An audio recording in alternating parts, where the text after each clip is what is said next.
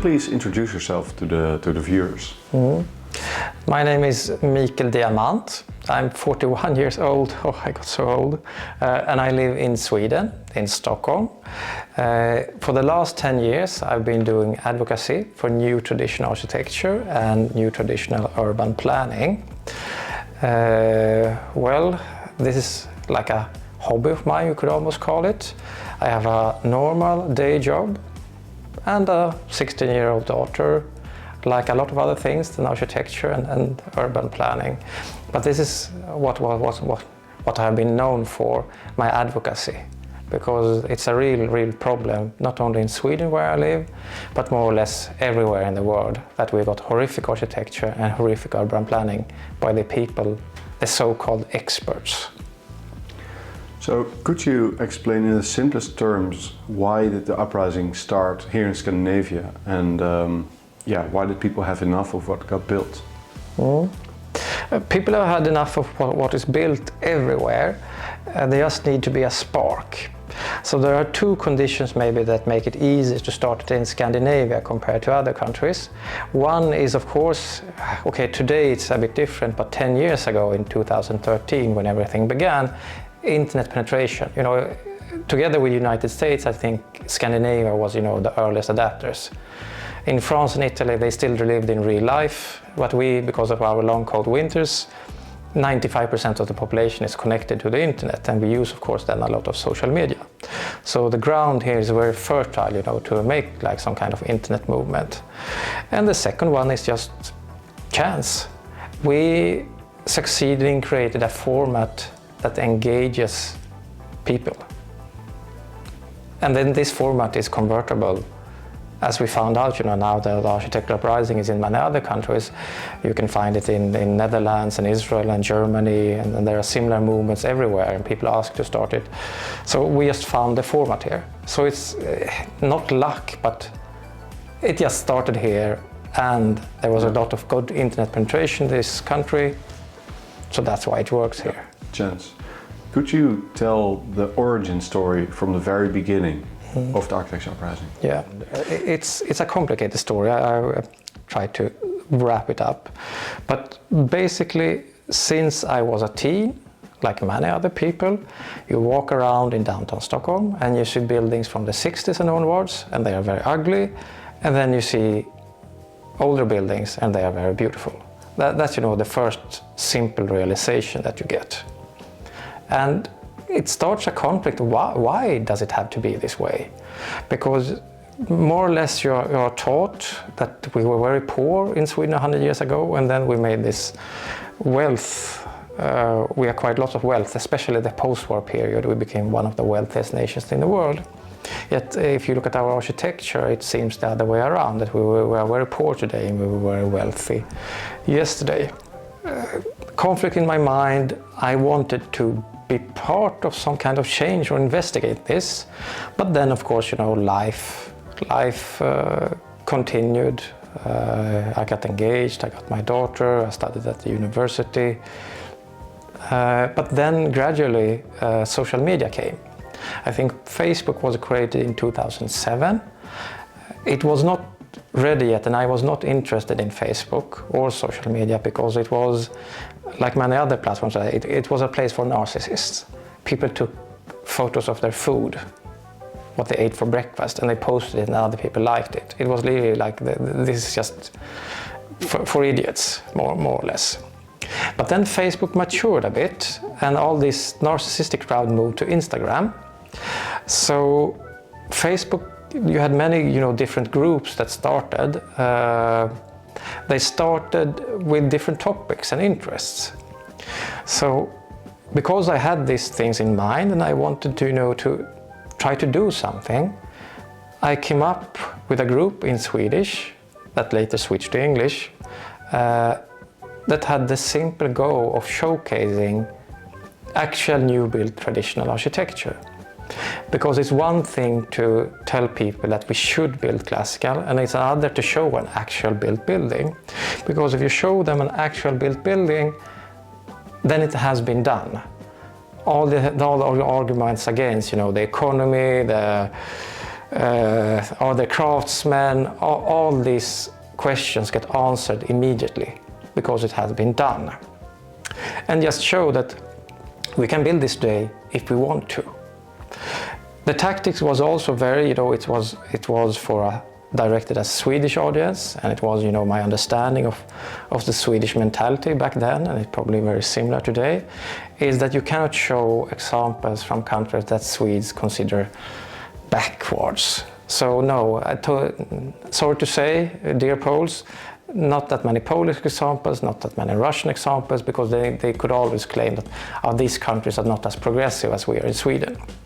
So showing examples from Berlin and from New York specifically, because no one can say in the Swedish context that these places are backwards, because everything that happens in Berlin and New York, Swedes want to emulate.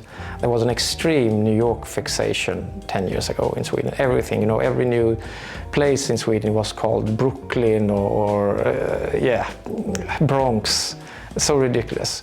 So if you show examples from Berlin and New York, then you also settle very quickly, the debate, should it be done? So just showing the project, it can be done, and you show it from the right locations, it should be done, because if they do it, then we must do it as well, in the Swedish mindset. So I began with this group, and it began, and it started to attract, I was very new with, marketing. I didn't know much about this and format and adapting it for cell phone and such. But 1 year into the group, the group started in 2013, a new member, he wants to remain anonymous to this day. He's a perfectly normal guy, married, children, he has no special interest in, he's not an architect, but he saw what I did and he wanted, to do the same. But he had a bit different vision how to market things. So he started the Architecture Uprising.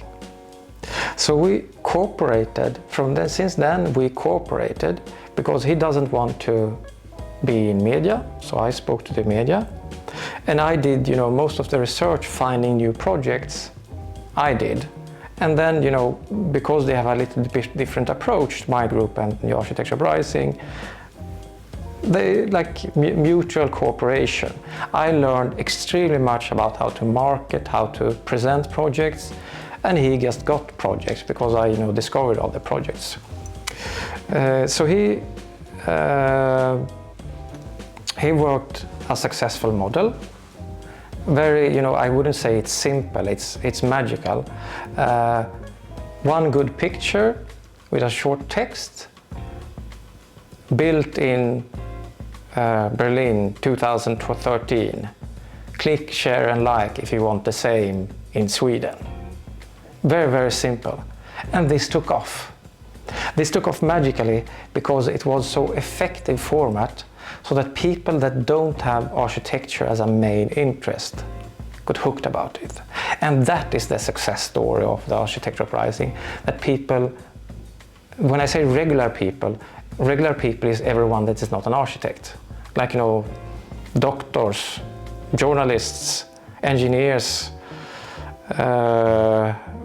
nurses, wielders, everyone, outside their profession that don't have architecture as a special interest, they got hooked and they got happy because they saw that all this, ugliness is just a choice. Because still, I would say, a majority of people everywhere believe that all the ugliness in the world is because of some practical reason. Or it's because of costs, it's because of, if you want high standard, then we must be ugly. But they genuinely believe that there's some kind of logical reason for all this ugliness.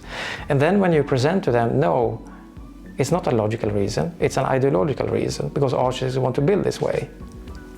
Then people get very, very angry. Rightly so also, because all the ugliness is imposed on us. We thought it was a necessity, but now we know that it's just because some people, the architects that in profession, they want to build ugly. And that's why the modern world is so ugly. So then Architecture Uprising grow, my group grow. They are like two legs on the same body. They, cooperate with each other and they bring things to each other. I was part of the board of the Architecture Uprising. New members joined the Architecture Uprising. My group switched to English in 2018 and continue its focus, which is more like presenting projects. It's like a project page more, with more in-depth discussion about different projects. And also showcasing, a range of countries. Because I also believe how to infuse, local uprising is to show what's done in their neighbors. Europe, because I live in Europe, I will talk about Europe, but the situation is more or less the same all over the world, outside the English-speaking countries. People speak their native language, they don't speak any other foreign language. Some speak some degree of English, but most people are most comfortable just speaking their native language. So Poles don't know what's happening in Germany. Germans don't know what's happening in France. French don't know what's happening in the Netherlands and so forth. So by showcasing, by having easy access, having done all the work for people, so they can see what's happening in their neighboring countries. And that's also a very effective tool, because all these posts spreads to local language group and initiate, the necessary discussion. And the discussion is exactly the same in every country, and people react exactly the same way. They want it. They see it, especially if they see that a neighboring country built like this. They question, why can't we do this as well? Why does everything new has to be ugly?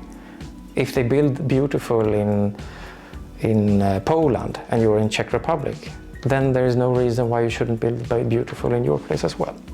Yeah.